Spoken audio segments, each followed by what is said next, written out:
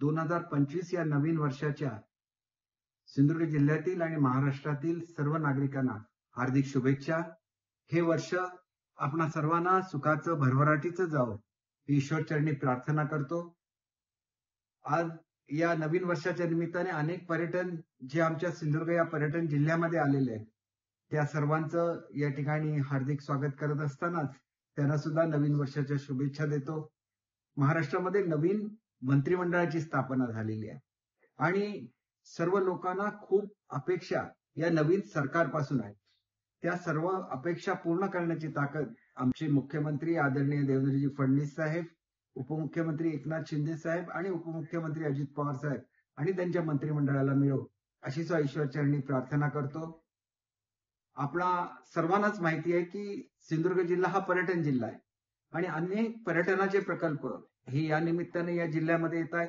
अत्यंत सुंदर असे समुद्र किनारे या जिल्ह्याला लाभलेले आहेत. उत्कृष्ट अशी मच्छीमारी या जिल्ह्यामध्ये होते. फळांचा राजा असलेला हापूसचा जिल्हा म्हणून सिंधुदुर्ग जिल्हा ओळखला जातो. काजू उत्पादन करणारा महाराष्ट्रातील सर्वात मोठा जिल्हा म्हणून सिंधुदुर्ग जिल्हा ओळखला जातो आणि नारळाच्या उत्पादनामध्ये सुद्धा सिंधुदुर्ग जिल्हा आघाडीवर आहे. या फलोद्यान जिल्ह्यामध्ये वेगवेगळे प्रकल्प हे विशेषतः इथली जे फळं आहेत याच्यावर प्रक्रिया करणारे या ठिकाणी होत आहेत. आणि त्याच्याच बरोबर पर्यटनामध्ये जर बघायला गेला तर या ठिकाणी गोल्फ कोर्सचा प्रकल्प प्रस्तावित आहे, ऍडव्हेंचर टुरिझमचा प्रकल्प प्रस्तावित आहे, जंगल सफारी यावर्षी होते आहे आणि त्याच्याच बरोबर अतिशय सुंदर अशा खाड्या ज्या केरळपेक्षा सुद्धा सुंदर आहेत अशा आमच्या जिल्ह्यामध्ये आहेत. त्या ठिकाणी बॅकवॉटर टुरिझमसाठी हाऊस बोट येत आहेत. सुंदर असे या ठिकाणी तलाव आहे. तेलारीच्या सारख्या तलावामध्ये लेक टुरिझम होऊ घातलेलं आहे आणि त्याच्याच बरोबर जसे हाऊस बोट या ठिकाणी येत आहेत त्याचप्रमाणे इथले जे भूमिपुत्र आहेत त्यांची छोटी छोटी हॉटेल्स सुद्धा साकार होत आहेत. शेवटी सर्वसामान्य माणसाचं पर्यटनामध्ये इन्व्हॉल्वमेंट असली पाहिजे आणि ती या निमित्ताने घडते. मच्छीमारांची पर्यटनामध्ये म्हणजे मच्छीमार बांधवांची इन्व्हॉल्वमेंट व्हावी याच्यासाठी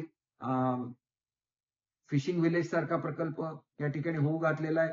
समुद्राखाली जी निसर्ग संपत्ती आहे त्याच्यावर आधारित पर्यटनासाठी या ठिकाणी हाऊसबोट येते आणि त्याच्याच बरोबर उत्कृष्ट मच्छीमारी यावी याच्यासाठी वेगवेगळ्या सुविधा या मच्छीमारांना सुद्धा उपलब्ध करून दिल्या जात आहेत. हे सर्व होत असतानाच फळ प्रक्रियेच्या जोडीलाच बांबूची लागवड आणि बांबूच्या प्रक्रियेच्या माध्यमातून महिलांना मोठ्या प्रमाणात रोजगाराची निर्मिती होते. कॉयर इंडस्ट्रीच्या निमित्ताने महिलांना मोठ्या प्रमाणात रोजगाराची निर्मिती होते आणि या महिला भगिनी बरोबरच इथल्या शेतकऱ्यांच्या शेतावर कृषी पर्यटन सुद्धा साकारणार आहे आणि म्हणून पर्यटनाच्या जोडीला फलोद्यान मच्छीमारी या सगळ्याचा विकास होत असताना आमच्या जिल्ह्याला चांगलं असं तरुण नेतृत्व हे नितेश राणेंच्या रूपाने लाभलेलं आहे आणि त्याच्याच बरोबर आमचे खासदार आदरणीय नारायण राणे साहेबांच्या निमित्ताने केंद्राचं नेतृत्व सुद्धा आम्हाला लाभलेलं आहे. निलेशजी राणे सुद्धा अतिशय चांगलं काम करतायत. आम्ही सर्वच जण मिळून या जिल्ह्याच्या प्रगतीसाठी बांधील आहोत. महाराष्ट्राची मोठ्या प्रमाणात प्रगती होत असताना युवकांचा मोठा वाटा हा त्याच्यामध्ये राहिलेला आहे. सिंधुदुर्ग जिल्हा हा तर हुशार मुलांचा जिल्हा म्हणूनच प्रसिद्ध आहे, नेहमीच पहिल्या क्रमांकावर राहिलेला आहे. परंतु या हुशार मुलांना परदेशामध्ये पाठवण्याची स्कीम सुद्धा आम्ही राबवतोय आणि इथल्या पगाराच्या जवळजवळ 10 पट पगार हा त्यांना लाभणार आहे आणि त्याच्यामुळे या स्कीम मध्ये सुद्धा सिंधुदुर्ग जिल्ह्यातील आणि महाराष्ट्रातल्या तरुणांनी भाग घेतला पाहिजे. जर्मनी आणि इस्रायल बरोबर या संदर्भातले आमचे करार झालेले आहेत आणि या माध्यमातून सुद्धा मोठ्या प्रमाणात रोजगार हा मुलांना निर्माण होईल याची मला खात्री आहे आणि त्याच्याच बरोबर इन्फ्रास्ट्रक्चर मध्ये सुद्धा आमचं राज्य आघाडीवर आहे. अनेक उद्योग या राज्यामध्ये येतील त्या माध्यमातून मोठ्या प्रमाणात रोजगार निर्मिती होईल. या सर्वांनाच मनापासून हार्दिक शुभेच्छा देतो.